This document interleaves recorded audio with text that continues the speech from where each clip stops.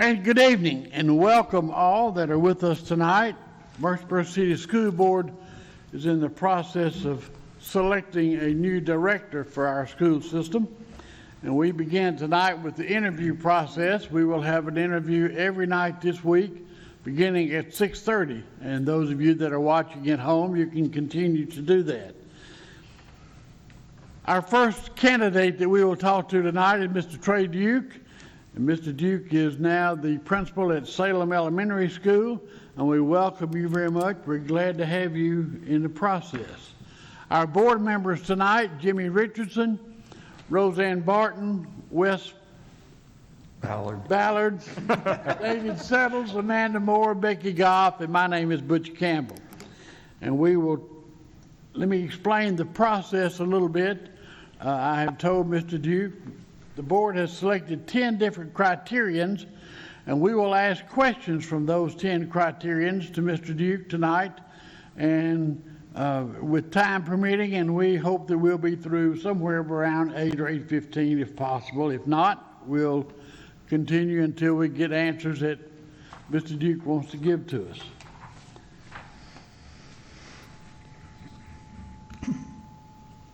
Trey, thank you very much for being here. We certainly do appreciate you being an applicant and wanting to come into the process of leading Murfreesboro City Schools.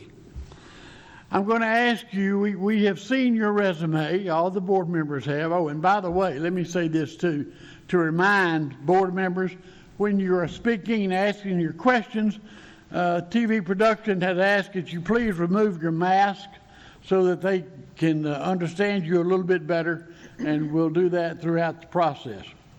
Back to you, Trey. We have seen your resume. We know a little bit something about you. Is there anything that you'd like to tell us about yourself that is not on your resume that you think we should know? Well, thank you, Mr. Campbell and the board, and I really want to say thank you. I really think this is an honor to be here and to have this privilege to sit in front of you. Murfreesboro City Schools is a well-respected district, and so to be considered as one of the candidates to take Dr. Gilbert's position and to lead Murfreesboro City really is an honor. So I want to thank you for this opportunity. I do also want to thank all the people I talked with today on the Zoom call, the principals, the central office staff, the city council. I know giving up time is very important, but I think it shows their commitment to the district and to the district making the right decision moving forward. And publicly, I want to thank, I'd be remiss if I didn't thank Mr. Ringstaff and his staff at central office. We have truly been through an unprecedented time since last March, and the decisions that have had to be made have definitely been tough decisions, but he has been so supportive to the principals and to the staff, and so I publicly wanted to say thank you to him and to his staff. But you have seen my resume, and there is on there, but there are some things that are not on there. Okay. I'd be happy to highlight. One being, you can see I have a lot of experience in several different positions. I've been in building leadership, I've been in district leadership, I've been in charge of budgets, I've been in charge of instructional initiatives, and I do have a really wide range of experience. And what isn't on there is the success that my team and I at each one of those levels have been able to generate. And we have been very successful in setting forth with the goals we have and meeting those objectives. As I mentioned earlier on the Zoom call, when I was a principal at Smyrna Elementary, I was currently serving the highest percentage, the school with the highest percentage of free and reduced lunch students in the district and the highest percentage of English learners. And by the time that my team and I transitioned out of that role, we had the second highest reading scores in the state for growth when you look at comparable schools with high EL population, and the fourth highest for math. That's something we're really proud of, and something that we carried on when we took those initiatives to the central office. The programs that my team and I started, we were able to get several state recommendations from that. People were sending people to us, and we were able to show that success. And that really is about setting a clear vision, having some clear targets, and working toward them. Something else that's not on my resume that I think is incredibly important that you know is I feel like one of the best things that happened for me when I was hired on Murfreesboro City to open Salem. I was hired in I think December. I started in January and did not open Salem until the next July. And from that time of January to July, the first day I walked in to the office, had my box of very few belongings for the office that would be my temporary office until Salem was open. And Dr. Gilbert assigned my spot in her conference room next to her office. So for 6.5 months, I sat outside of Dr. Gilbert's office, outside of Lisa Van Cleve's office, and for 6 months, I truly got to learn the heart of this district. I truly got to learn what this district was all about by listening and working with the department heads. Opening a building is a huge initiative. I know you've done it, Ms. Barton. You know how involved it is. And I really look at that as such a blessing, not because I just got to open a building, but because I got to work so closely with everyone at central office. I worked so closely with Ms. Trail in communications, with Ms. Sheely in designing our cafeteria, with Mr. Young in the building, all the processes, with Ms. Prater, all of those people I got to work closely with to open that building. And what a blessing it was for me to have that first 6 months to get a deep dive into Murfreesboro City. And then as I went into Salem and opened up that building, to know this is what Murfreesboro City is really all about. Finally, what's not on there, and I'll end with this, is I'm an extremely goal-oriented person. And I think that's one of the reasons we've been able to have the success I've had with the teams that I've worked with, is that ability to set forth really clear goals and to have that doable plan to work for it. That's something I do on a consistent basis in my building, and that would carry on through this job as well. Thank you, sir. Question number 2. What will you do to help to create an atmosphere in the schools that would lead to educational excellence for all students? I think we have to remember what the heart of the work that we do every day is. And the education system is so big and there's so many moving parts. And I think especially from a district level, and again, I've been there, a lot of times you're dealing with compliance from the state. A lot of times you're dealing with regulations. A lot of times you're dealing with trying to make adjustments. But I think it's so critically important that we recognize that what happens is really what happens in that classroom every day between that teacher and that student. A lot of times we talk about in education this idea of a ladder. So I moved up to a principal, I've moved up to a central office location, I moved out of the classroom up to a instructional coaching position. And I really like to think of it a little different, and I really think of it more of a circle mentality. That at the heart of that circle are teachers and students. At the heart of that circle is the classroom. And instead of moving up, we more actually kind of move out. And we're supporting and we're building, but we have to recognize too that the farther we get away from the heart of that circle, we may be a little farther away from the heart of the work. And so what would be really important to me is making sure if we're going to create an atmosphere that leads to excellence and leads to educator success, and then therefore student success, we have to make sure that our teachers have a strong voice in the process. One of the things I said today in the Zoom meeting is something I live by, and I think it's critically important in leadership, and that is that those people who are impacted by the decision should have a voice in making the decision. And when it comes down to that whole idea, at the heart of what we do, almost every decision we make, whether it's a food services decision, whether it's a transportation decision, whether it's a financial instruction decision, the impact is going to be felt in that classroom. And so we have to make sure that we're giving teachers a voice, that we're listening, that we're seeking feedback, and that we're making sure that our schools are a place where teachers want to be because they feel valued. And that's one way that's going to help it.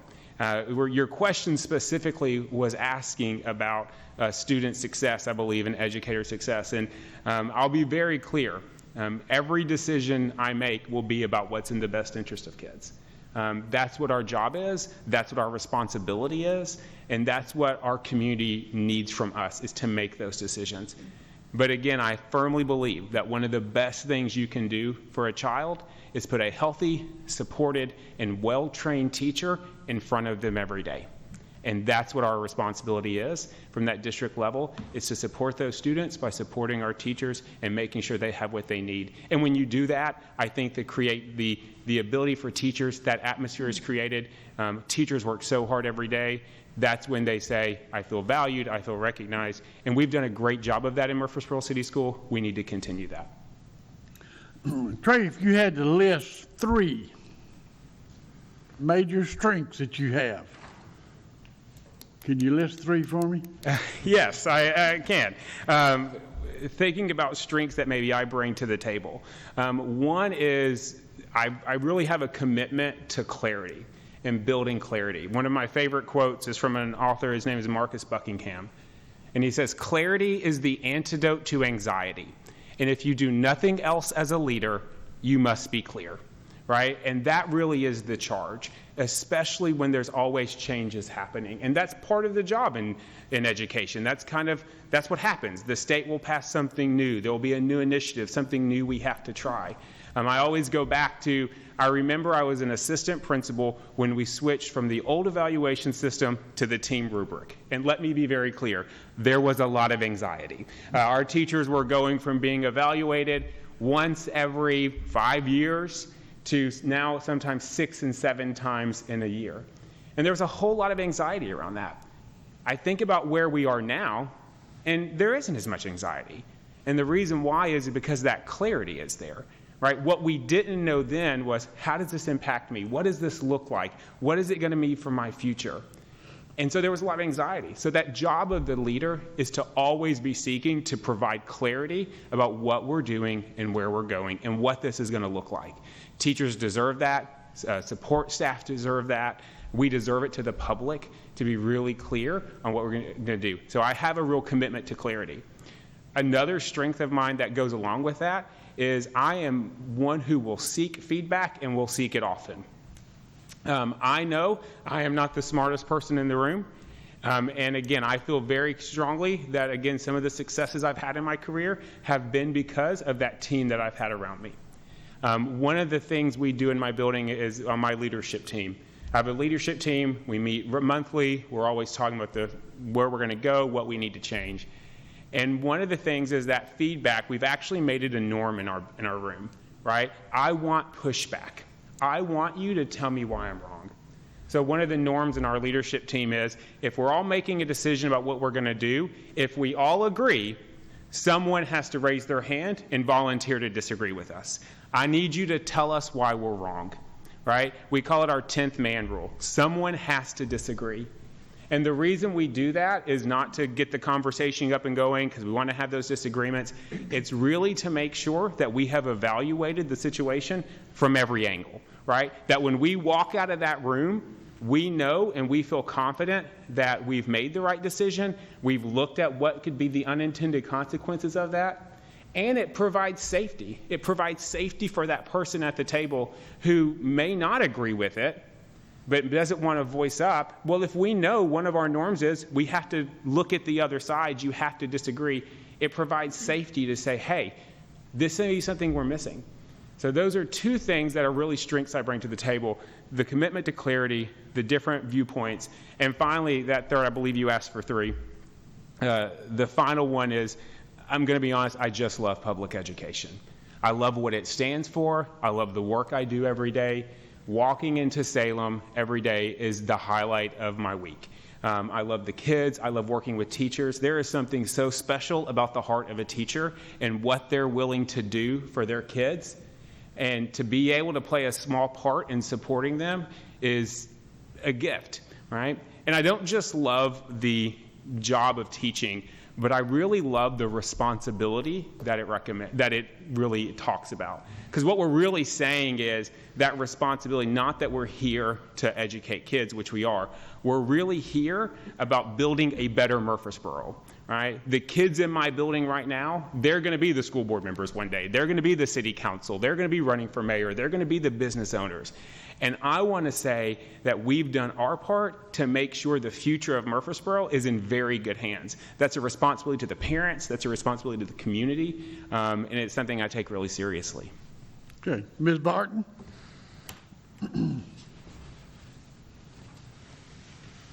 All right, Mr. Duke. Describe a change, a significant change that you initiated in the role you're in now. Tell us what evidence you have to show that it was a positive change, and how did you build support for that change? In the role I'm in right now? Mm-hmm. So I think probably the biggest change in the role I am in right now would have to go, there's several. I could look at COVID and I could look at a lot of the changes we've implemented there, but I think I'll go back to when we opened Salem. That was a change for a lot of families and for a lot of teachers. We were pulling students from multiple schools, and those were parents, as if you were on the board at the time, remember, were very dedicated to the schools they were in. And what change I had to do was to say, okay, we're coming here, and to make sure they understand from a parent perspective, this is a place where you're going to be happy your child is. First of all, I think it speaks volumes about the schools that my family's left and the fact that they were so committed to it. And I think it speaks volumes about the people leading those buildings, that they didn't want to go. So when I think about opening Salem, that was a big change for parents, and it was a big change I was asking them to make. So what I did is I really focused on a couple things: visibility, access, and feedback from parents.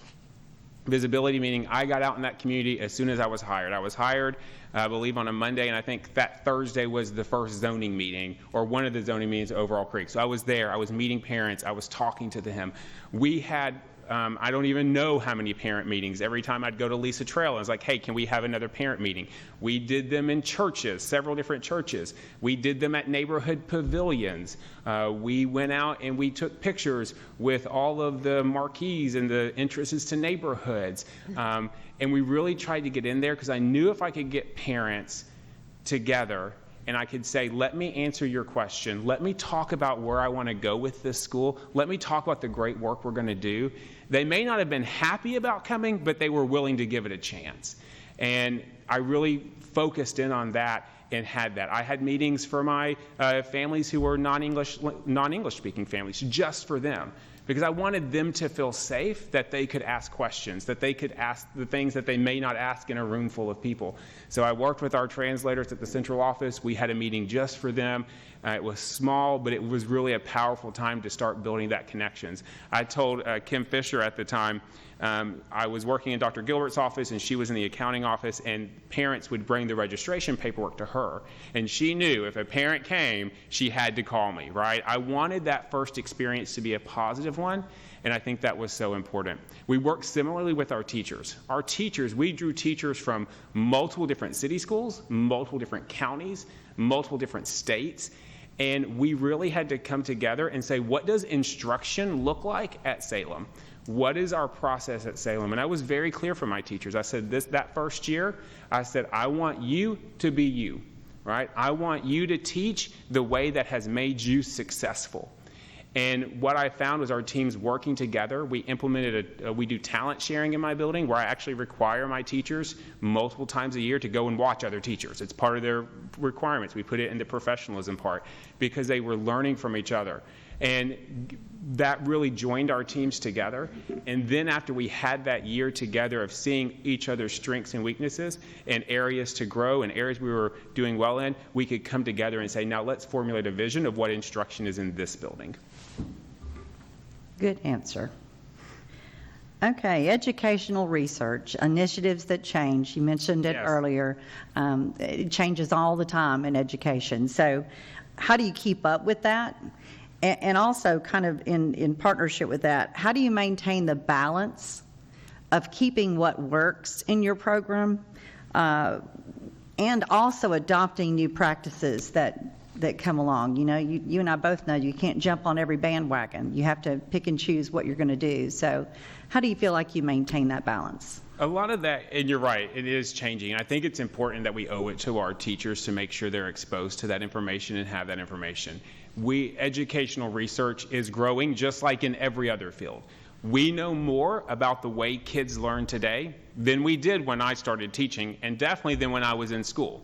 We know, we have science and we have research that says when we employ these strategies, kids learn more, they remember more. Well, it is incumbent upon us, and really a responsibility of us, to make sure that we're giving our teachers that information and that we're making sure they have access to that. So that information comes in a lot of places, right? Our central office instructional staff, they do a lot of great work keeping us informed on where it is. I am a reader. I'm finishing my doctoral degree now. Knock on wood, classes are done. I'll be done before spring break. That's the goal, with everything done. So I read a lot, work with them.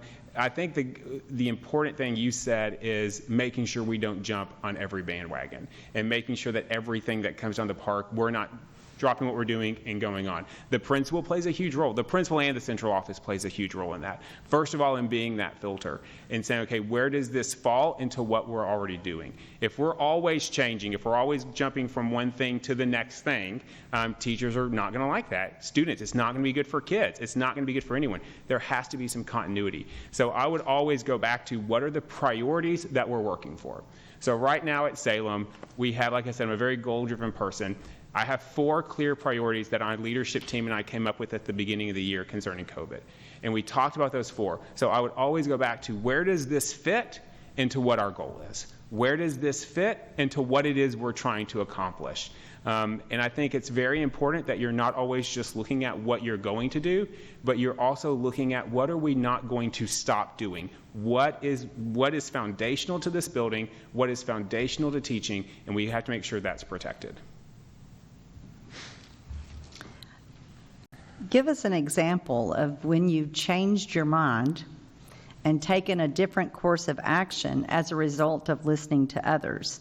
And when that happened, did you ask for the input or was it offered in another way? Great question. And I'll go back to probably one more recently. And again, I'll go back to my leadership team. Because like I said, one of the norms on our leadership team is that we push back and we say, this is something else to consider. So I do change my mind quite a bit because I do ask for feedback a lot. I have a fantastic assistant principal, and I'll say, I think this is what I'm thinking, and she'll be very quick to say, let's pause, let's hold on for a minute, let's think about that. So I think a big part of that is listening. When I go back to one specific example, I remember at the beginning of the year, we've been talking about goal setting, we've been talking about my priorities. I had looked at our data from CASE and iReady and some of the stuff we had done prior year. I was looking at the fact that we were coming in from a year where our kindergartners had left in March. And what I was painfully aware of was that if our kindergartners left on March 13th and they weren't reading, there was a pretty good chance they were coming back as first graders not reading. And I also knew that those first graders were probably most likely going to have an interrupted school year.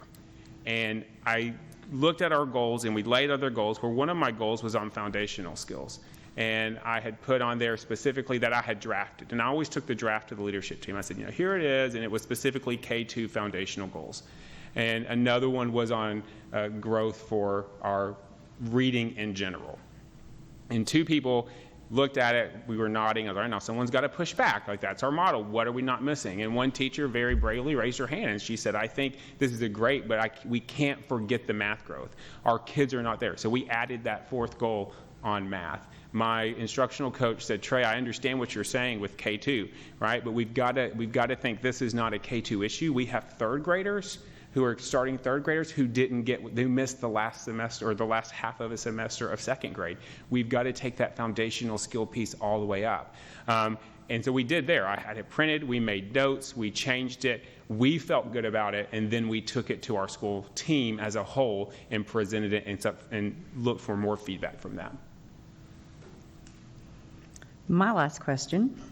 In your administration, what avenues are open for you? And I know you've discussed your leadership team, which most of the city schools, I think, also have leadership teams. But to listen to concerns of your employees, of students, of parents, of the community, and how do you plan to have time available for all the people that are involved? While also keeping in mind that, once you make that decision, do you go back to the constituents that offered the input? I mean, what kind of a follow-up do you have with them? Is that a lot? Sorry. It is, and you'll let me know if I don't answer it all. How about that? Tell me if I missed a piece off. So what are the places I have? Well, I think if you ask anyone that works for me or has ever worked for me, they will tell you I have a very open door policy. My teachers are in my building. They know when to contact me. They know my phone is on early in the morning, late at night, and I'm lucky enough, I have a wife who works in education. She understands the demands of the job. And so, but that's they're the ones getting the job done, right? When a teacher gets a message, and I'll use an example, that a student in her classroom or a parent has contracted COVID and the mom's asking, what do I do about tomorrow? That's not an answer that can wait till tomorrow, right? That's an answer. That teacher needs that answer now because teachers their heart is, I want to get back to my parent, right? And so that's part of my responsibility. So I do have a very clear open door policy, and my teachers come in all the time. My leadership team is important. I always try and take things to our faculty. One of my golden rules, though, is I'm not going to take anything for suggestions if I can't use the feedback. And I'm very clear with that. So in other words, if the state has said this is something we have to do, I'm not going to take that to my faculty, and I'm not going to say, what are your thoughts on this? Mm-hmm. I'm going to say, here's how we're going to do it. Here's ways, help me figure out how we're going to implement it. But it's not fair to people to ask for feedback when you have no intention of using it. Right. One of the things I do with our surveys, we just did a midwinter survey with our faculty and with our parents. And in fact, our next leadership team meeting, we're going to go over that together. But whenever I take feedback, I always try and reply back to emails to my faculty. Here's what I heard you say. Right? This is what I heard. The same thing with my parents. Again, when I think about parent support, it's about visibility. They have to know who I am. That means they see me in the car rider lines. They see me before and after school. They know me as the principal. Visibility. They have access to me. We use Class Dojo, and one of the things is I have all my teachers add me as a co-teacher in their class, so I can message back with parents, and that's really how we communicate. So visibility, access, and then feedback, and parents know that they can come to me about their concerns. So really, that's how those channels I have right now with my parents and my teachers. I will say, moving forward, if I were to get this role, again, teacher input is extremely important to me. And one of the things I would want to do is to develop a really strong teacher advisory council. And I'm talking about teachers from their building who are representatives, who don't just come and hear what we're going to do, but actually come before decisions are made, so that they have voice in it, again, because they're the end user. They're the ones that are going to have to act on what we're doing. I think really the only thing I would say is with a lot of times the feedback is great, but it's still not something you choose to use. Sure. Right? Yeah. So how do you follow up with constituents that have offered that feedback? Yeah, and I think it's transparency, and this is why. People have to understand why we go the way we go. And again, when I think about making decisions, I want to be surrounded by diverse viewpoints. I want to be surrounded by people who are looking at things a different way. But ultimately, whoever has this position, and the principal in my position, I have to be the one to say, okay, this is the decision we're going to go with. But then it goes back to that clarity aspect, and let me tell you why we went this way, what we considered. And I think when you're looking at people, and even if they don't agree with the decision that's been made, if they feel like they've been heard, then they can usually at least go behind you and support you, or hopefully. It's when they feel like they haven't been heard that really, I think, concern comes up. Thank you. Ms. Moore? Thank you. You mentioned that you love public schools. I do. So my question is, what have you done to create excitement and generate support for public schools? What have I done? I think I'll go back to opening Salem, right? Because that was really what it's about. Is I wanted parents, when they have choices, when they have the choice of the county, when they have the choice of different places they could go with the zone waivers, why should I choose you? And why should I go here? And that's really about creating an experience for families and creating an experience for the community as a whole. And that's something we worked really hard at the first year, and even under COVID this year, we've really tried to continue that. So I'll go back to our first year pre-COVID, right? We said we were going to start some traditions, and let's make sure we know what these traditions are. One of those traditions, hey, football Friday, right? College football time, we're going to have football Friday. We invited Riverdale out. They sent their pep band. They welcomed kids. We had music playing. There were cheerleaders out there.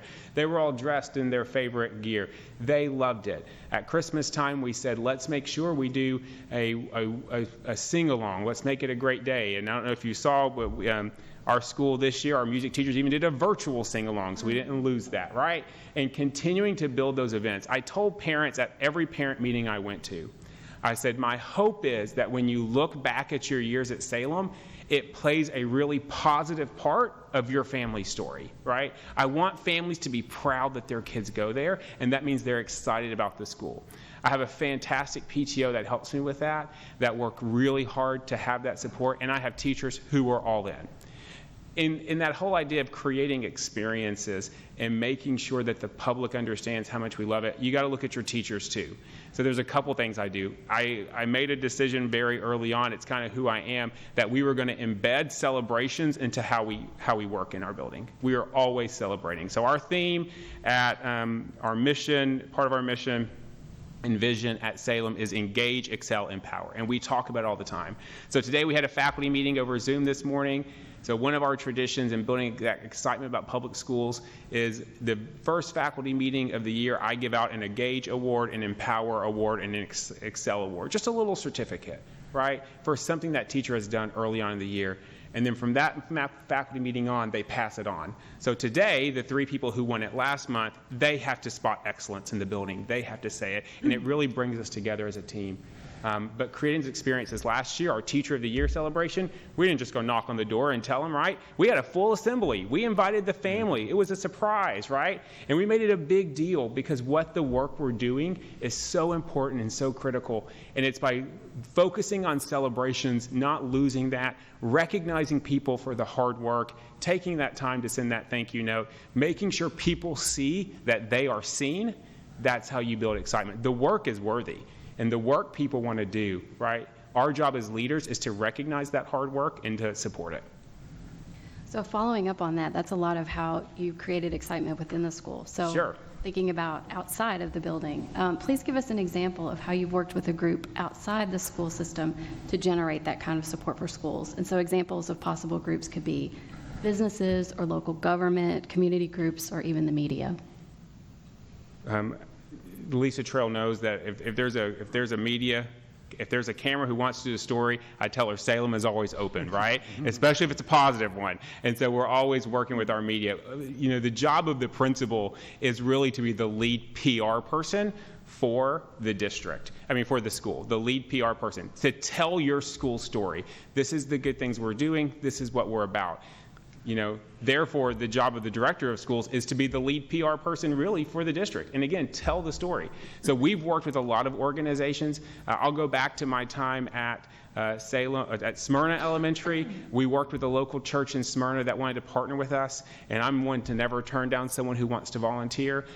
We served a very large underserved population. So they said, hey, could we come and do Thanksgiving dinner for your families that can walk? Absolutely. So that's where my wife and my kids and I spent Thanksgiving that year, right? At our school, feeding the families in our neighborhood. At Salem, our houses of worship are always a great resource. At Salem, when we opened, we partnered with Fellowship Church, which is right down the road with us, with Salem United Methodist, with Salem Creek Church. They opened their churches to us. They bring food bags for us. And a lot of it, we had our first fun run, which is a very standard fundraiser for schools. Every school has their fun run, and Salem United Methodist sent people from their group to hand out oranges and to count laps for kids. It's about welcoming into the school, telling them the good things we're doing, and then inviting them to be a part of it. And we can't just invite them. It's about inviting them to be a part of it and then recognizing again that what they did mattered and what they did actually made a difference. And so always following up with those community organizations and making sure they know that. Thank you. Ms. Goff? Okay. My questions will be focused pretty much on school board relations and policy. It's very important that the board and the director make an effort to understand and respect each other's roles so that we can avoid unnecessary conflicts that will certainly happen from time to time. And I was just wondering if you could share with us your style of working through conflict. I think transparency is key. And I'm very much that any good relationship is built on trust. And I think the foundation of that trust for all of us is to know that we are all working toward the same goal. We are all working to make Murfreesboro City the best school system it can be. We want our students to be the top students. We want our teachers to be the best trained teachers. And so if we can come back to that, okay, even if there's a disagreement, what is the goal we're trying to obtain? And knowing that the foundation of all of that is the same. There is no one who wants this district to be more successful than the people on this board and the person in the director's chair. And so having that foundation, having that trust that we're working is very important. The other thing I would say, there has to be open communication. right? We have to know that you can call, that I can call you, that you can call me. You represent the community. You've been elected to represent the community. And so it's so important that you bring that voice to the table, that I know it's heard, and then that you hear the voice from inside the school system as well. Okay. Developing and adopting policy is the board's major responsibility. Have you had any experience writing policy? I have not had experience writing policy. I have had experience giving input on policy. So when I worked in Rutherford County, again, I oversaw several areas throughout my tenure in that central office as my responsibilities grew. So especially when I worked in the federal programs role, I was often asked to give input and to make sure that I brought the information that would help inform the policy as it related to that job. With federal law and with federal programs, there are quite a bit of compliance issues, so it was always my job to make sure that the board had the information and the director had the information they needed to make sure that the policy was following the law as it was written. Okay. We depend on our director to provide us with sufficient information so that we can make informed decisions and control the results of those decisions. So what is your plan to communicate with the board? I think there's two ways, right? There's formal communication, there's informal communication, and I think both would be a really important aspect. I think it's critically important that we get to know each other personally. Again, you were elected to represent the community, and they wanted your views and to be a voice for the people. So I think it's really important for me or whoever sits in the director's chair to make sure I know what Ms. Moore's priorities are, what's really important to Ms. Moore, what's really important to Mr. Ballard, or what's really important to Ms. Barton, and making sure that I know those voices. And that's going to happen through getting to know each other, right? Getting to know each other personally, having those informal conversations through phone calls and so on. I think it's critically important that you get regular status updates on what's going on in the schools. You're most likely, through all tough decisions, there's going to be people who aren't happy with maybe a decision that's going to be made. And so it's so critical that you understand why a decision was made and you have it, because you're going to get the call. And you need that information early, and you need that information often, so you can, again, give that voice. And then ultimately, when that happens, when we have that strong communication, when we know each other personally, and you're getting weekly status updates, what it allows us to do is really present as a unified front, right? That we are a team, we are working together, and again, we all have the best interest of the school system at heart, even if you disagree with the decision that's been made. Our goal is still the same, and we're still working toward the same goal. Okay, thank you, ma'am. Ms. Moore? My next questions are about diversity and equity. So what evidence can you cite to demonstrate you have the ability to work effectively with diverse student populations and multicultural groups? I would go back to my time at Smyrna Elementary specifically. And again, I'm very fond of that part of my career because it really, again, it started the trajectory of about a 10-year path for me of working with very diverse populations. And it's something I really grew to love. I always said one of my biggest regrets is that I never got to teach at that building, that I only got to lead it, because I saw, again, just the great work being done by my teachers every day. So during that time, we had a very high percentage of our students who were non-English speaking backgrounds. A big portion that was Hispanic students, as well as we actually had about 10% of our population that were Burmese refugees that came to us from Thailand. And they came from refugee camps, they worked with Catholic Charities, and they were put in housing in our zone. And that was really a time when we felt like this is our school. This is who we serve. And we have to make sure that they know they're a part of this. So we worked really hard with parent outreach during that time. We would have meetings, again, just for parents who spoke other languages. So again, they felt the comfort to ask questions that they may not in a larger group. We worked with our bus drivers, and if we had a parent night, we did lots and lots of parent nights. We would send buses to the area where they lived if those parents didn't drive, so those parents could get on the buses and they could come over. And so we've worked really hard in building that relationship with them and understanding that the needs of different communities are different. But our job is to educate the child that's in front of us and to help make sure that we're giving that child everything they need to be successful. And that means we have to understand the background they come from, and we also have to make sure that we're working in a way that meets those needs. Thank you. And so in your view, how can a school system work toward education equity across racial and economic differences? I think there's threefold to that, right? So first, if we talk about our recruitment of candidates and making sure that we are actively seeking diverse candidates. We do, again, a great job of that in Murfreesboro City School. The HR department has done a wonderful job this year in starting the diversity task force. And that's really about bringing different voices to the table. And we have to make sure that those different voices are at the table. We have a great partnership with MTSU, with UT. I would say we need to continue to expand that to our historically black colleges and universities to say, are we looking closely there to see, are there additional avenues we haven't looked at yet?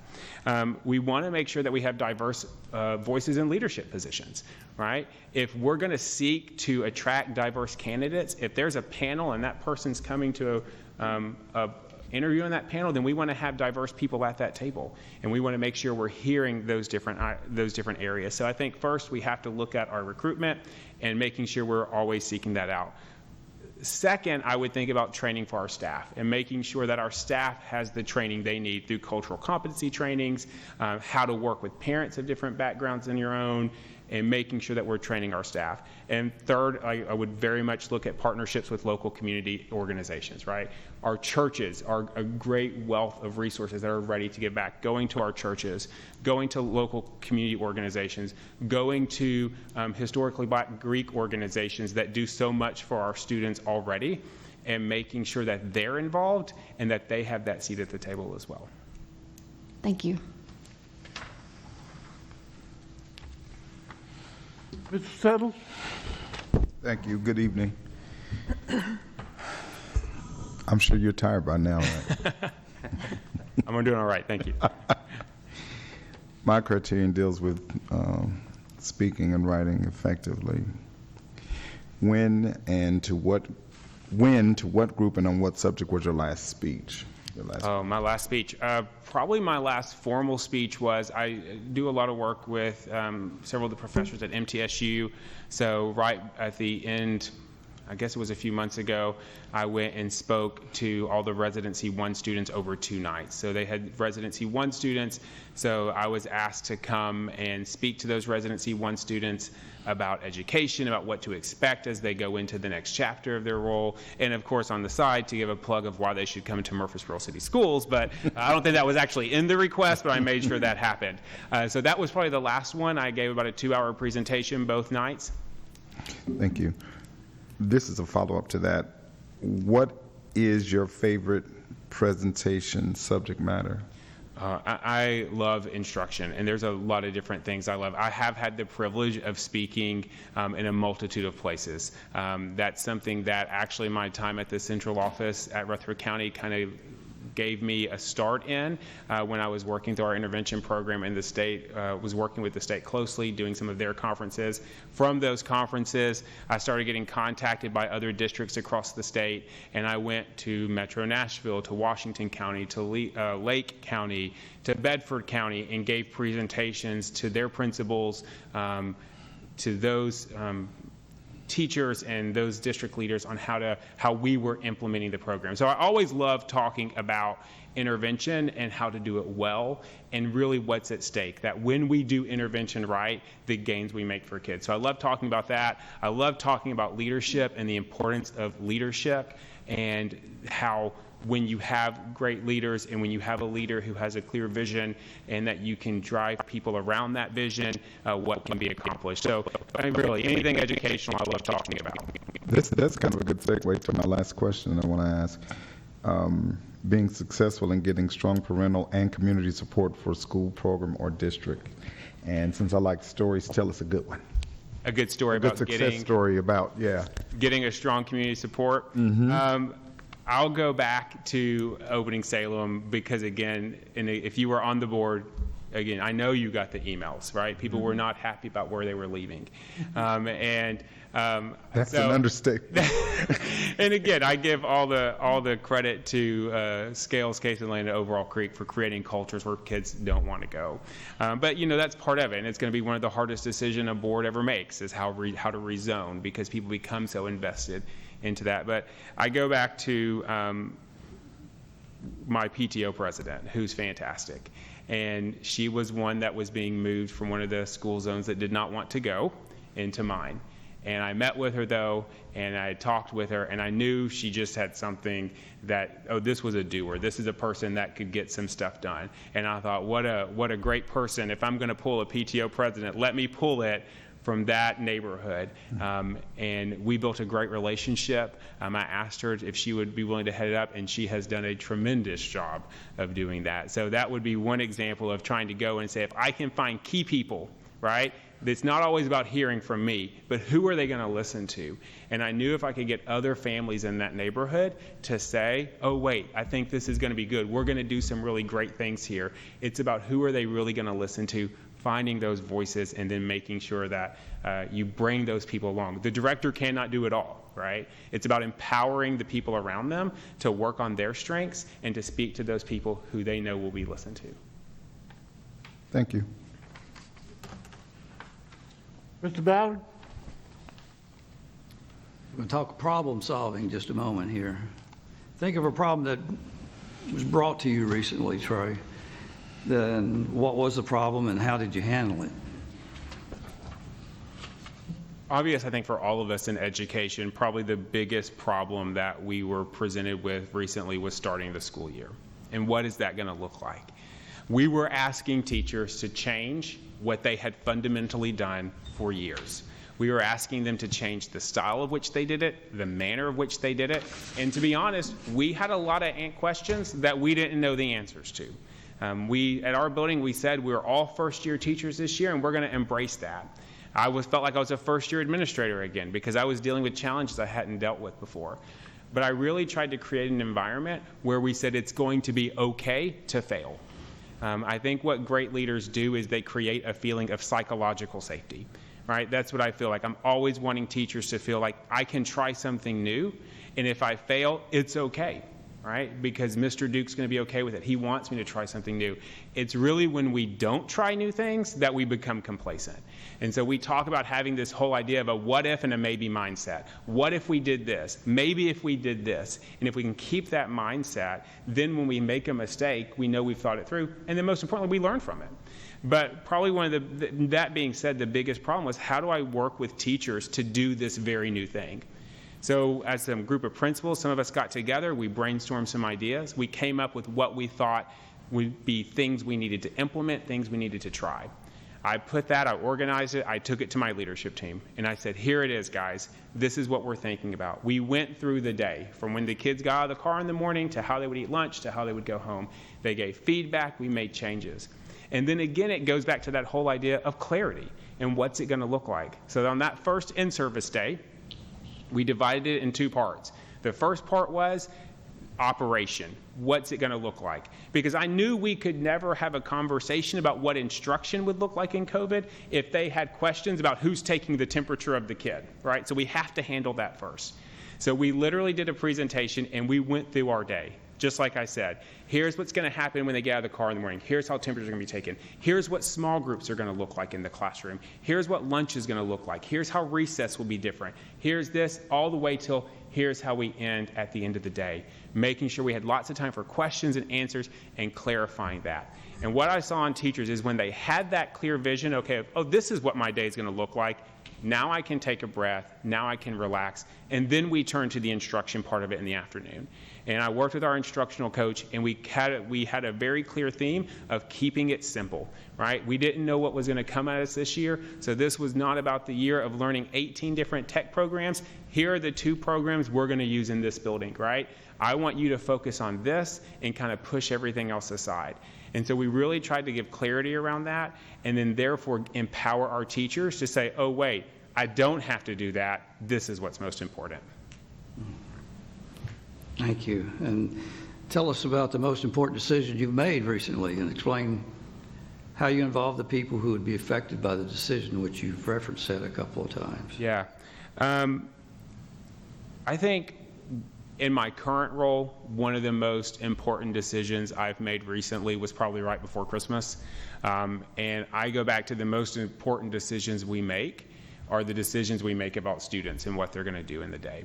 So we meet, as we do in almost all the schools in the district, every 4.5 weeks where we look at students' data and we make decisions about placements and what level of support. Is this a student who's going to stay in Tier 1? Do they need Tier 2 supports or Tier 3 supports? Is this a student we need to start having questions that may actually have a learning disability? And we need to start looking at talking to parents about that. Anytime I make a decision that has to do with that, I take very seriously. Because when we're talking about moving a student possibly from Tier 2 to Tier 3, a letter's going to go home to that family. And that's going to say, hey, mom, or hey, dad, we're going to add some extra support to your child. And what I tell my staff all the time is when we make those decisions, we don't make them flippantly, because that's a real child and a real parent's going to read that letter, and it's going to change the real conversation around the dinner table. When a parent reads for the first time, my child's not where they need to be in reading, right? Or when we have that SAT meeting with a parent and we have that student assistance team and we tell the parent, we may want to look at doing some testing with your permission, that has a real implication on that family. And it also has a real implication on that child. Because when we make a decision like special education for a student, which is a program we should be proud of, and which is a program we should champion, but when we make that decision, there are real next steps that follow. And we don't ever want to make a decision about a student and their future and make it lightly. So anytime I'm making decisions directly about specific students, I want to take it very seriously, and those are always difficult ones. I'm always seeking, we do that as teams. We always pull together as a team, and we make sure everyone that's involved in that student education has a voice. So whether that's the ESL teacher, whether it's the special education teacher, the classroom teacher, the guidance counselor who's worked with them, my attendance secretary now comes to those meetings so she can say, hey, this may be an attendance issue. We can look at that first. But we really take a 360 view of that student. Okay, thank you. Mr. Richardson? Thank you, Mr. Chairman. Good evening, Mr. Duke. Good evening. My questions are going to be about goal setting Okay. and determination in accomplishing those goals. Can you describe for us how you've led a school in creating a vision and then also accomplishing that same vision? So I'll give you two examples, right? One of the things, both at Smyrna Elementary, when I took over was in, I think it's 25th year, 26th year. But one thing we decided really early is we need to go back to the drawing board and we need to say, we either need to clarify our vision or we need to rewrite that vision. Similarly, at Salem, we had the honor of writing the vision for the first time, and we took it very seriously. I said, listen, guys, this is going to go on letterhead. This is going to go on our wall. Like 30 years from now, this is what we said we were going to do here. So it's always done with a lot of input. It's always done as a team.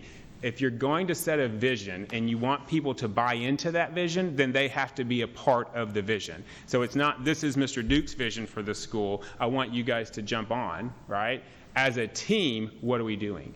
So one of the activities we did is this last time when we did it is we looked at great vision statements. We looked at mission statements from organizations, what they were about. We broke into teams, and each team wrote their own. We brought those together. We pulled out the pieces we liked till we got down to about 4. Then I went back to my small group, right, because I didn't want to keep it with all 60 of us in there trying to make these decisions. So we went to a small group. We looked at the 4. We honed down to 1, and then we took that back to our teachers, right? And they all felt like, oh, that came from mine. This was from mine, and we were able to buy into it. The whole idea of goal setting and that vision and mission is so critically important for a couple reasons. One, because again, it gives us direction. It tells us this is where we're going. And when people know where they're going, they're more likely to get there, right? We say that about students all the time in learning. This is why the team rubric talks about putting the objective on the board. So kids know where they're going, and it's very the same for teachers. The other thing that's great about a vision and a mission is when you can articulate it, and with your goals, when you can say what they are, they really help solve problems when we're trying to make a hard decision, right? The mission, the vision, win. So if we're talking about what I'm going to do, or I think this is the way to go, and this person thinks this is the way to go, let's go back to that foundation. Which one of these supports what we do? Which one of these supports the goal we're working toward? That's what's going to win. In that same vein, this is sort of a two-parter. Okay. How have you used both planning as well as goal setting to improve your school? I'm lucky with my experience because when I was in, there are several different plans you'll see in schools, right? So you'll see, and at a district level. So obviously you have the board's 5-year strategic plan. Every school produces a school improvement plan every year. Every district produces a district improvement plan. When I was over federal programs in Rutherford County, that was one of my responsibilities. Because I oversaw 10 schools, oversaw the federal program at the 10 Title I schools we had, a huge part of that is goal setting and the improvement plan that we create. Therefore, I also had experience. I was the one in charge of writing the county's district improvement plan. It's a big task. And again, you don't know all the aspects. So it starts with getting a really clear and having a good, strong needs assessment. What is our data telling us? Again, the goals is this is where we're going to go. Well, we can't articulate where we're going to go if we don't know where we are. And that's not just looking at academic data, which I think a lot of us do. And we need to. We have to look at that data. But it's also looking at perception data. It's also looking at what those surveys tell us from our stakeholders, from our parents, from our teachers. Are we surveying our teachers? Are we putting that in there? Are we listening to that voices? It also has to do with our process data. Is it that we have a high chronic absenteeism rate? Is it that our tardies are out of control in this building? So you really have to look at all that data, pull it together, therefore create that needs assessment. And again, you have to have voices at the table. So in our process, when I was at the district office leading that initiative, one of the requirements were there had to be a parent there. There had to be someone there that gave that outside voice. When we worked with middle schools, they would have students review their plan and give their feedback on what the goals and objectives are. So you start with a good needs assessment that where you've listened to a lot of different stakeholders.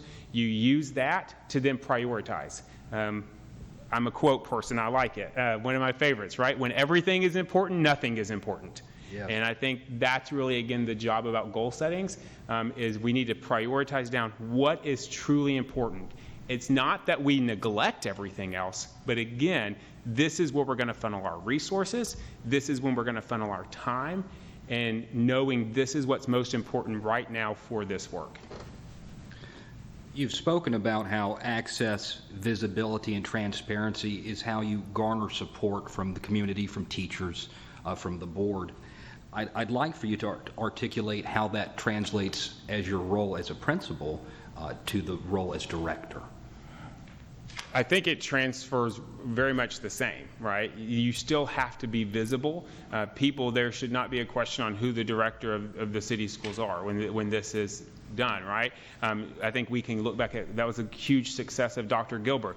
We knew who Dr. Gilbert was. Why? Because she was at community events. She was always calling on partners. She understood that if she was going to call an organization and ask for help, she had to deposit into that bank by going to those events, by being at that special event, by praising the work they were doing.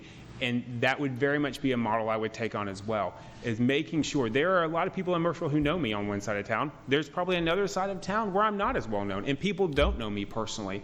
And so the first couple months of my job is going to be getting people to know who I am, what I stand for, what I want to do for the city, so that when we build those partnerships, then they want to come, they want to help out, they want to give us what they can give us because they understand the goals we're trying to achieve. And again, everyone in Murfreesboro wants a strong school system.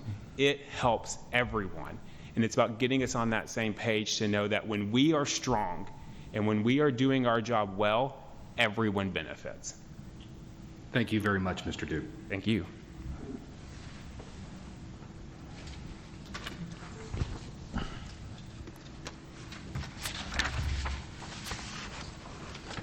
Well, the next section of questions that I have, you deal with your experience as a teacher and also an administrator, and you've told us a lot about those experiences already.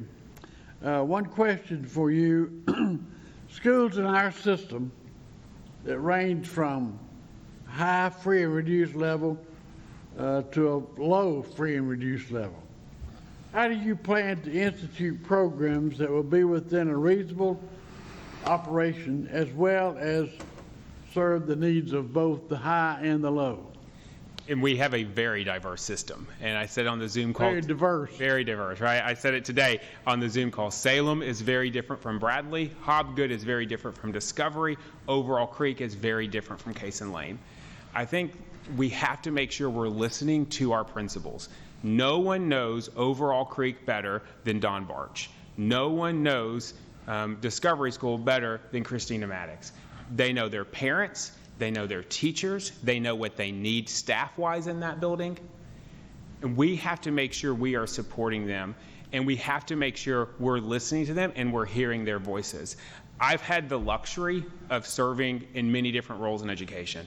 I've gone from this, I've kind of had a zoom out, zoom in, right? Where I've gone zoomed out to the district level, zoomed back into the school level leadership. I can tell you the responsibility a principal has and the job they have is truly one of the toughest jobs there is. They are responsible for the health and safety of those kids every day. They're responsible for making sure they have the instruction they need, and they need to be applauded for that hard work because it is a very difficult job, and our principals in this district do it very, very well. So we have to make sure that we are listening to them and making sure that taking their knowledge of the school and bringing it to the table. I mentioned a little bit today about STEM on the call, if you were on the call, and we talked about STEM. STEM absolutely should continue to be a focus in this district. We know that's where we're headed, but we also have to understand that STEM at one school may look slightly different than it's going to be at another school. We look at some of the more at-risk schools. They're going to maybe need more emphasis on foundational literacy all the way up to 4th and 5th grade because those students may not have that than a school that's not in that demographic loop. So we have to treat our schools as individuals, listen to those principals, and make sure that when we have a decision from the state, we're filtering through how does this look like in this area under this leadership. So how would you institute, what would you do to develop a program to fit both the high needs and the low needs, So low-level needs? So how would we actually go about developing that program? Again, starting back with feedback, looking at what the non-negotiables are, and most likely if it's a program that's coming from the state level or even coming from even a curriculum change, there are going to be certain things that are going to have to be consistent in every building. Maybe it's the way it's implemented, maybe it's the materials that are used. So we're going to have to really be clear first on here are the things, the pieces that have to be in play. Then we look at it and we say, okay, how do we implement it and how do we do it in this building? And that again is going back to those principals, listening to those principals and knowing what they know about their building. But by understanding where we do have wiggle room to move and understanding where we don't have wiggle room to move will help lead us on that path. Okay. In your past experiences, you have worked mostly with people that you oversaw, I guess I would say, as the leader. Sure.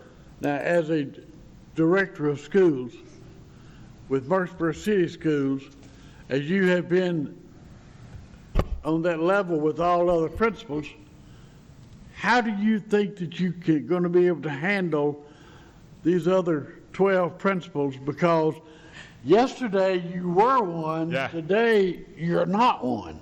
Yeah. I think starting always from mutual respect.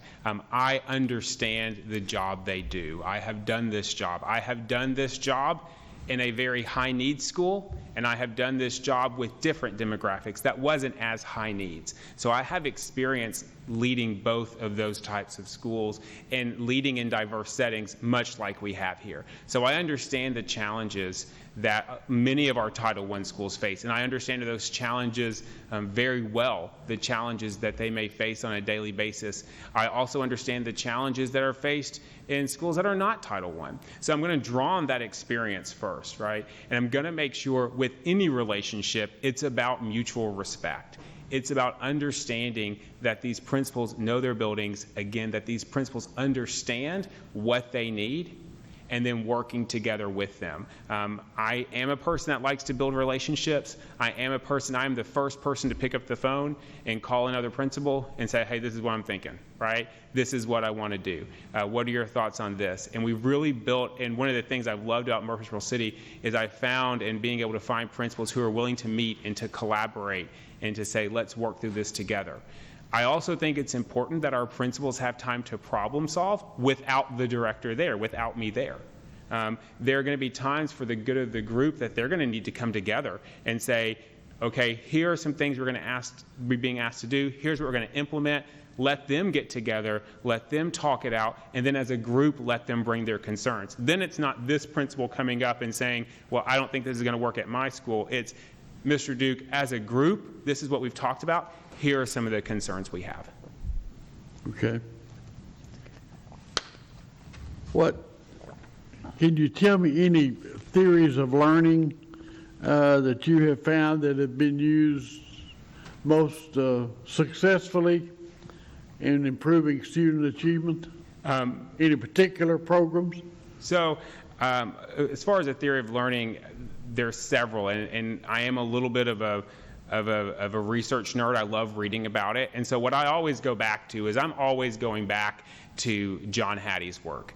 John Hattie is a researcher out of Australia, and he doesn't do his own research. He actually collects and analyzes research and puts it together. So he may say, I'm going to look at every piece of research that's been done on homework, and I'm going to pull it together, and we're going to talk about really how impactful is homework based not on one study, but on every study. And that's a piece, and when he first put his book out, probably 10 years ago, his first book, they called it the Holy Grail of Teaching, right? Because it really gave a clear path to what works. And here's what he found. He said 95% of what we do in education works. Think about that. 95% of what we do works. So the question is not what works. The question we have to come to is what works best. What are the strategies that works best? And I'm always going back because his things that work best are foundational to teaching. Classroom discussion, right? People who implement classroom discussion on a regular basis, the research says it gives you about 2 years growth in 1 year's time. Intervention, about 3 years growth when it's done well, meeting kids at their need. Building teacher efficacy and building that collective efficacy as a team where teachers have the mindset we can do this and will do it, huge returns. So many things on his list of what his research has found, and it grows and it changes, isn't about costing more money. Very few of the things actually cost money, and none of them are programs. It's about how we think as educators, and are we picking the right strategies to use, and are we implementing the right strategies to get the most growth? And so that's one, when I think about a set of research or a different way of thinking about learning, that's one piece I'm always going back to and always referring to. Okay. Mr. Ballard?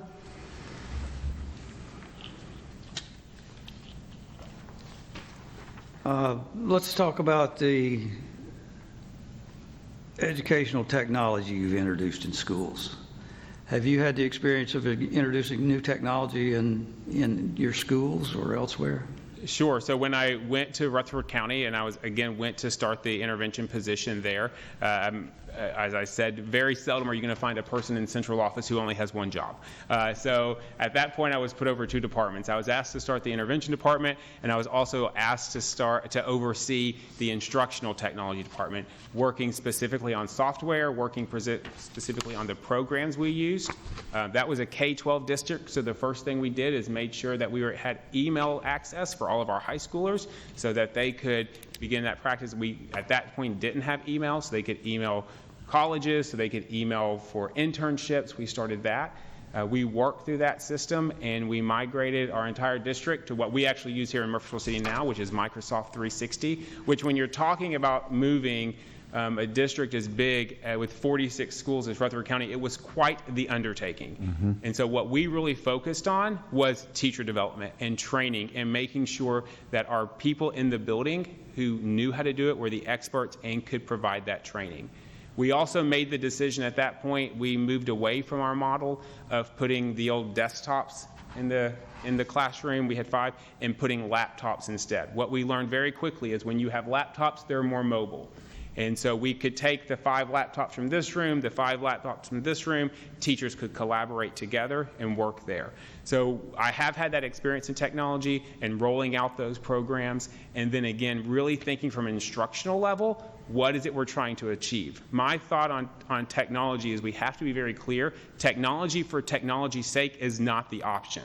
It's always about teaching and learning, and we use technology as a tool to get us there. And there are times that the technology can be a fantastic tool that's going to help us get there, and there are times when we don't need technology. We need to get those kids on the carpet, we need to look in their eyes, we need to practice their mouth on how to make those sounds, and no piece of computer is going to do that. Okay, thank you. And this one is a little different line, but certainly pertinent to what we're doing right now. Outline your steps. What would you do for reopening schools?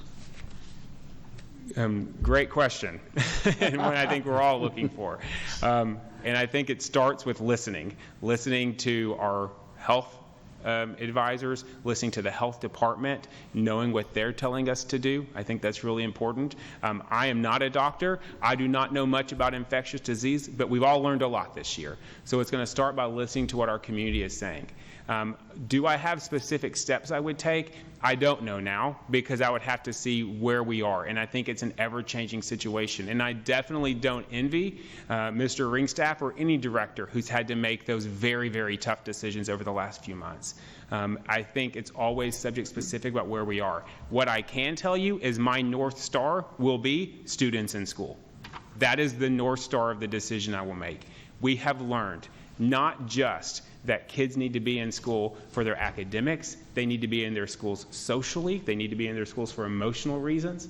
And even though our primary purpose is not to keep kids during the day so parents can work, we have to understand that we are a cog in the system, right? And when you pull us out, there's a ripple effect that begins to impact other areas. I have a student myself in a different district, and when schedules are off, my wife and I've told my parents that have called and have concerns, I said, I promise you, my wife and I are having the same very tough conversations, or what are we going to do around our dinner table that you're having around your dinner table? So my North Star would always be, we need kids in school. But what I do know, right, is that parents want their kids to learn, but as I said before, more than anything else, they want their kids safe. If their kids aren't safe, they don't really care if they can do math. So we have to make sure parents are comfortable, that parents feel like they know what our procedures are, they know what our mitigation efforts are, they know what the protocols we've put in place, and that our staff is trained in that. But I'll always go back to the greatest extent we can, kids should be in school. Thank you, sir. All right, do we have any other questions, members of the board, for Mr. Duke? I do have a Mr. Ballard? Okay, thank you. I would like to ask you, you've touched on a couple of things that I had made separate notes on, but regarding, behavior is a national education problem. I'm sorry, can you? Behavior. Okay, behavior, yes. Classroom behavior. Yes. So as director of schools, what do you see as steps that can be taken to improve the classroom behavior? And what would you do to empower principals and teachers to control a problem situation? I'm going to answer the first part. I may have to get you to repeat the second part. As far as steps, you're right. Behavior is a concern that we always see. And as a principal in a building, it's one I deal with, and it's one all of our principals deal with. I think we start with what's going really well in this district, and that is we have a very strong system in place through our partnership with Vanderbilt on our positive behavior support systems. Our guidance counselors know that, our school counselors, know that program. They work with our teachers. I said on the Zoom call today, and I'll say it again, I always go back to Mr. Marlin. Have a plan, work the plan when it comes to behavior, and that's really important. And that partnership with Vanderbilt that we have to implement that Tier 1 behavior program in every school is critically important, that we're revisiting that and we have a strong foundation. What I know is when you talk about behavior intervention, no amount of intervention will ever take the place of prevention, and that's what that the behavior system does for us. It gives us that preventive model, and we need to celebrate that.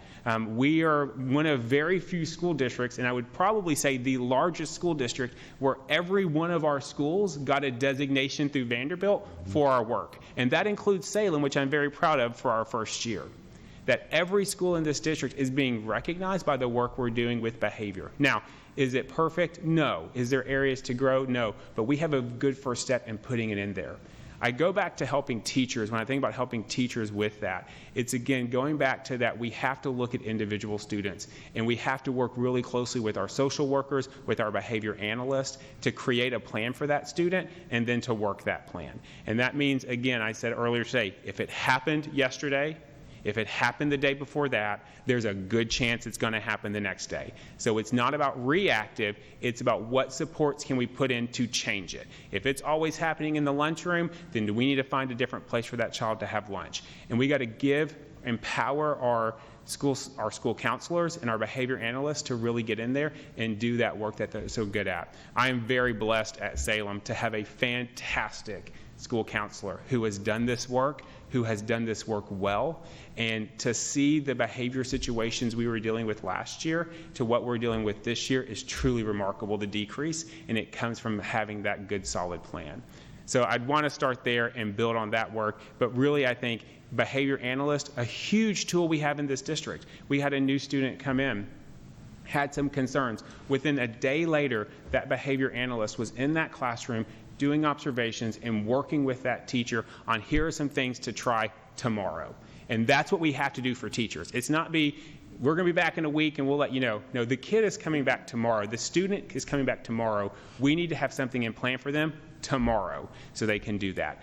From the district office level, it's really important that we're supporting them, that we're making sure that we're connecting central office resources, whether it's Mr. Marlin and having him come out, whether it's one of our other behavior analysts that they have to pull in, and making sure schools know what resources they can pull from. I hope that answered your question. It does. Thank you. Anybody else? Yes, Mr. Chairman. All right, sir. It's unfortunate, Mr. Duke, that I have to bring this up, but it seems across the United States that suicide rates for 8-year-old girls is up 30%. You've just discussed the roles of social workers in our schools. Do you see an expanded role for them, and are you prepared to go to the City Council and to Legislative Plaza to secure those funds to add more social workers to our school? Thank you for the question. Our social workers are incredibly important to them. There's so many times when I think about, and I know in our district we're dealing with the sad situation that we actually just lost a social worker who served at my building, and it was a huge loss to our building. And she was that person that when parents wouldn't pick up my call, I said, Kiana, I don't know how you do it, but they answer you every time, right? Every time when they won't answer my call, they'll answer yours. She was that really conduit for us to connect that family to resources I couldn't, whether it was going on a quick home visit, seeing what they needed. So they're extremely important. Again, I think the legacy of Dr. Gilbert is the emphasis on the whole child, and we have to continue that work. And when you have a student who's coming from a traumatic event, you have a student that's coming out of a traumatic background, before we can address the academics, we have to make sure that we're with that student, we're supporting that student, and we're supporting the family. We have to make sure we're supporting where they're going home to every afternoon to make sure they have the resources they need. And when we do that, even if the test scores doesn't go up, which I want them to, but even if they don't, we've still made Murfreesboro better, right? And so absolutely, when I think about budgets, we have to look at what personnel do we have in place. First, are we maximizing them? Are we using them efficiently? So I'm not going to just say, yes, we need to go and get more. I know how they impacted my building. I would want to make sure we're looking across the board to make sure they were being maximized, and then go from there. Thank you, Mr. Duke. All right, sir. Thank you. Is there anything else that you want to tell this board before we let you leave tonight? And I'm watching my clock too, so we're a good time too, right? Good. I think I'll just end with this, and I want to thank you again for this opportunity, and I really want to emphasize there's a couple things that are really important to me. And one of those things that are critically important to me is understanding the responsibility we have to our community, and also understanding that these are not numbers we're looking at. These are real kids with real homes. And I think we're living in a time right now of a lot of political turmoil, a lot of turmoil in our nation. And my wife showed me something, and I'm going to read it to you. My wife showed me something that a teacher in my building had written. And when I was reading it on Friday night, I got home from work and I was sitting on the couch. She goes, "Hey, I want you to look at what one of your teachers wrote." And I thought, that's really what this is about. So if you'll bear with me for a second, I'm going to read it. She said, "It's the weekend, and I'm grateful for some rest and some relaxation. But I just have to say, with all that's taken place in our country this week, I'm even more thankful for my job. I'm grateful that I work with kids each day, because they are the future of this world. And I know not everyone is lucky enough to know the hearts of children that are not their own, but I do. And I promise you that future is bright. I will pray for our country the same way I always have, but I'm not scared to raise children in this world, because I see the hearts of kids that will one day be our future, and that gives me hope. I've told my students every day this week, you guys will change the world. You'll make this a place of equality, of love, and of peace. I see it in my four walls, and I know other educators will see it too. I, along with every other educator, know and will continue to speak power into the children of our future, because every single child deserves an adult that's irrationally crazy about them. And maybe, just maybe, speaking power into our younger generation is exactly how we make this world better." And I thought, what a privilege to have her in Murfreesboro City. And what a privilege to have her at Salem Elementary. And I thought that's really what this job is about. From the director's chair to the central office support staff to the people in our building to our food services, whether Ms. Shealy is working food services to Mr. Williford is handling the operations of our building. It's about what happens every day in that classroom between that teacher and that student. And if I have the opportunity to lead this district, that will be the guiding focus I focus on. So thank you very much. Thank you. Thank you, Mr. Duke. You are well aware that we have other interviews this week, Yes. 4 more nights running. Our board will meet on January the 19th, a week from tomorrow. Part of the agenda for that board meeting will be to select an applicant that this board can concur on and be able to recommend someone for the job of director of Murfreesboro City Schools. We can offer a contract no earlier than February the 9th, and the new director will start April the 5th. So just to kind of give you where we are, and we appreciate you having an interest and spending the day on the firing line, I guess I should say. It's been fun. But thank you very much, and best of luck to you. Thank you, guys. Enjoy your week. Thank you. Thank you. And with that, we are adjourned.